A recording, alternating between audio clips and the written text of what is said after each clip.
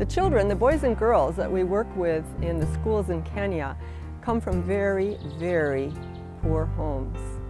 Perhaps they have a one-parent home where there's only a mom involved. Perhaps there's two parents, but the dad can't work or the mom can't work. At any rate, they're not bringing in enough money to even feed the family. It's hard for us to imagine here in America, but many of these boys and girls will come to school in the morning and they haven't had any breakfast. Or if they have, it may just be a cup of tea. And they don't have sack lunches, they don't have cafeterias at their school, so they weren't eating at lunch. And then when they go home to dinner, there's not much food to go around. What little they do have has to be shared, maybe with 5, 6, 7, 8 people in the family because the families are large. And so these children are at a big disadvantage. When they come to school, even if they had the best textbooks and the best resources and wonderful classrooms, which they don't in these very poor schools. Usually their schools are dirt floors and wooden benches and tattered textbooks. Even if they had good things, there's something that they need more, and that is food. We realized that early on as we were working with the boys and girls, that if your bellies are empty and they're rumbling, you can't think, because all you're concentrating on is, I'm hungry, I need food. So that's where Food for Life for First Love Kenya began. Now we provide corn and beans to the schools where we minister, and the schools themselves supply cooks and firewood to be able to prepare the corn and the beans. And then every lunch, each child is served up a big plate of food.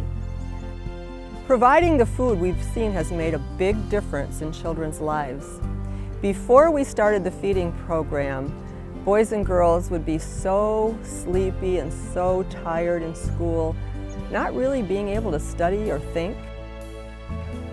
And one time we were playing games with the kids, and I remember a young girl sitting by the fence, and we said, don't you want to play with the kids? They're having a lot of fun. And she said, I can't. My stomach hurts too much.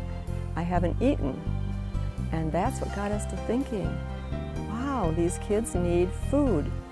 It's hard for us in America to imagine not having a meal. You know, sometimes we skip a meal, and by the end of the day we go, oh, I'm starving. But these kids literally could be, they're very malnourished, and their bellies usually are never really full. So we have tried to help out as much as we can with at least one meal a day that holds the kids through to the next day.